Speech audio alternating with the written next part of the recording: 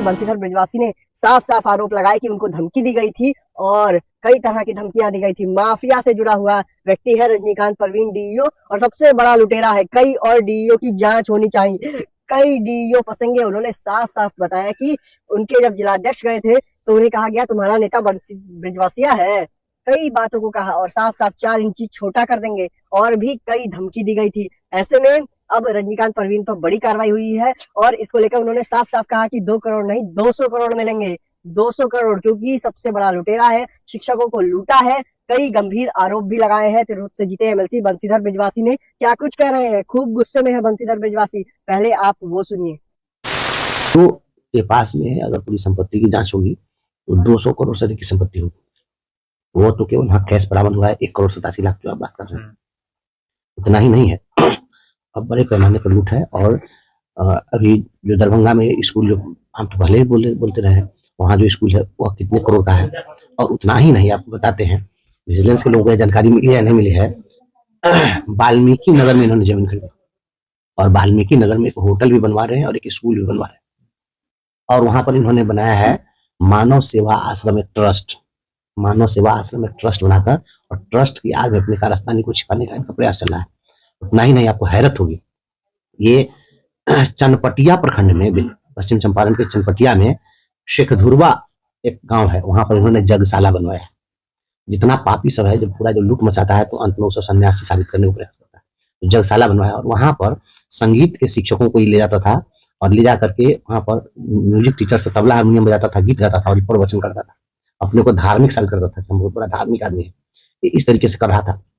और इनका 3 को वहां पर मैंने इनका कलेक्शन एजेंट है, जिसमें एक अंजनी कुमार राय है। अंजनी कुमार राय को इन्होंने आरोप की संचिका दे रखी है और वह पूरा जो है आरोप लगा करके शिक्षकों का भयाध्वान करने के लिए कुख्यात है वहां पर। और आज वो भाग गया था, अपने घर में ताला मार के फरार था विजिलेंस के डर से, लेकिन वहां पर विजिलेंस छापा नहीं मारी है। तो अंजनी कुमार राय है, एक पवन ओझा है और एक रामा रमन है। 3 किरानी का कलेक्शन एजेंट हुआ, प्रमुख कलेक्शन एजेंट हुआ। तो ये तीनों क्लर्क की संपत्ति की जांच हो, तीनों किरानी और इनके मोबाइल के सबकी जांच हो, जांच करें, सब चीज पुल खुल जाएगी। ये अपने जहां जहां ये रहे हैं पता करेंगे कितने रिश्तेदार को इन्होंने बहाल कराया है, साला को, सरहुज को, साली को, पत्नी को, सबको जो बहाल कराया है। पत्नी नियोजित शिक्षिका थी, सब बहाल कराया हुआ नहीं कहा है। ये सब हेरा फेरी सिस्टम चला करके पूरा अपॉइंटमेंट अपने पूरे खानदान को बहाल करवाया। और पत्नी जो है यहाँ शिक्षक पद पर बनी रही, स्कूल का डायरेक्टर बनकर वहां पर बनी रही। ये एक काला रंग का स्कॉर्पियो खरीदे थे, ये मैं आपको बता रहा हूँ, बेतिया में अपने लोगों को लगाई जानकारी लीजिए। काले रंग के एक स्कॉर्पियो खरीदे थे और ये स्कॉर्पियो से गए थे वहाँ जिला के बड़े हुक्मरान के पास में। और जब गए तो हुक्मरान ने पूछा कि ये किसकी गाड़ी है, तो कहा कि सर अभी हम खरीदे, कहा कि तुम इसको छोड़कर जाओ। और वह गाड़ी उनको इन्होंने दे दिया गिफ्ट में। एक बड़े अधिकारी को, हम नाम नहीं लेंगे, एक बड़े अधिकारी को उस गाड़ी का नंबर ट्रेस करिए आप लोग, और काले रंग के स्कॉर्पियो थी या नहीं थी पता करिए। तो स्कॉर्पियो ने दिया, ये वहाँ का जिला प्रशासन इनको प्रोटेक्शन दे रहा था, ठीक है। और इनका सिंडिकेट जो है इस प्रकार से बना हुआ, जितना डीओ है सबका एक एक पॉलिटिकल गॉडफादर है और वो सब अपने अपने पॉलिटिकल गॉडफादर के गोद में खेलता है।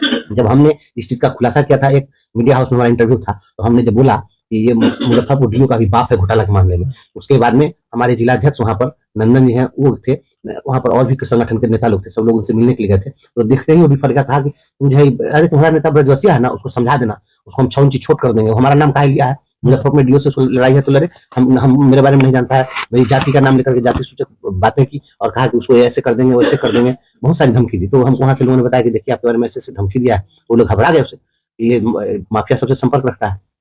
तो फिर मैंने कहा कि सामने में कोई अगर आकर के और धमकी देता, पीठ पीछे तो प्रधानमंत्री को ही लोग बोलते रहते हैं, लेकिन इस तरीके की हालत थी।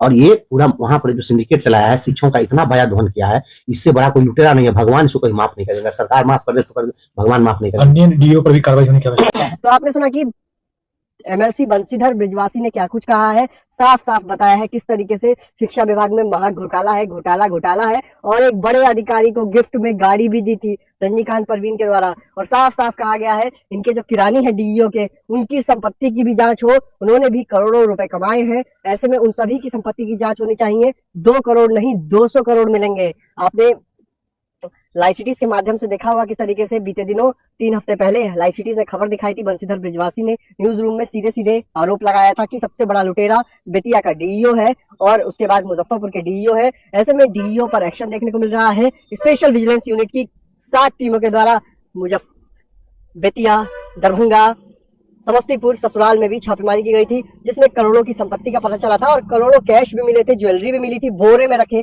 पैसे बरामद हुए थे। ऐसे में इसको लेकर बिहार की सियासत गर्म हो गई थी। बिहार की सियासत में साफ साफ चर्चा थी कि बिहार में डीईओ किस तरीके से व्यापक पैमाने पर भ्रष्टाचार कर रहे हैं और लूट मची है। समरसेबल के नाम पर लूट मची है, बेंच डेस्क के नाम पर महा घोटाला, महा खेल चल रहा है। ऐसे में इसको लेकर तिरहुत एमएलसी बंशीधर बिजवासी ने साफ साफ कहा है कि सभी डीईओ की जांच होनी चाहिए। बड़े बड़े लुटेरे मिलेंगे, बड़े बड़े करोड़पति जो हो गए हैं डीईओ, वो मिलेंगे, धन कुबेर मिलेंगे और करोड़ों की जो लूटी हुई संपत्ति है, चारा घोटाले से बड़ा ये घोटाला साबित होगा।